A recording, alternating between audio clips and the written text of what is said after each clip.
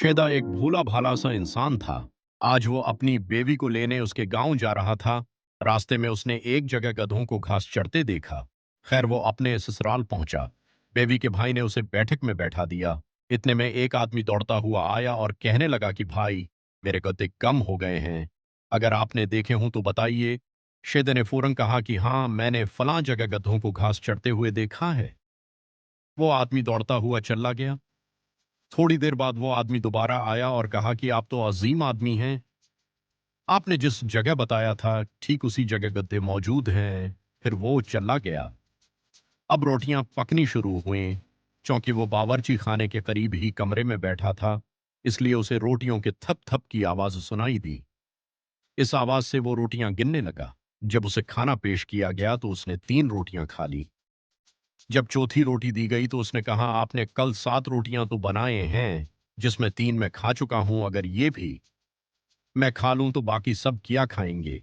साला उसे हैरत से देखने लगा और कहा कि आपको तो उस वक्त बादशाह के महल में होना चाहिए।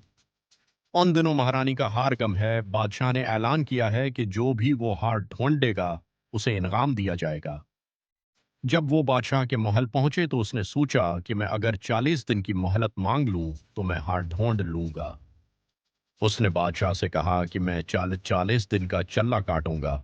आपको मैं 40 दिन बाद हार दे दूंगा।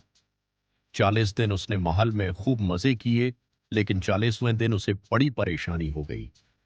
उसने हार को अपने हिसाब से इधर उधर ढूंढा, लेकिन हार ना मिलना था, ना मिला। अब वो खूब परेशान हुआ।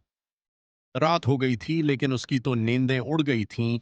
उसके मन्ना से नंदरा नंदरा निकल रहा था। उसके कमरे के पास ही एक नौकरानी खड़ी थी जिसका नाम नंदरा था और हार उसी ने चराया था।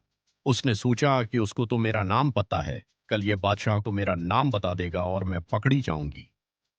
सूदा शैदे के पास आई और उससे माफी मांगी और हार उसे दे दिया। शैदा तो बहुत खुश हो गया। उसने चुपचाप हार लिया और सो गया। सुबह उसने वो हार बादशाह को दे दिया। जब बादशाह ने वो हार देखा तो खुश और हैरान हुआ। वाह, इगदाई आपो की।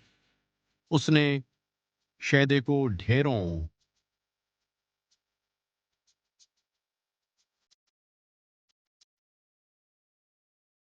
वादी कि वो किस होई के एटी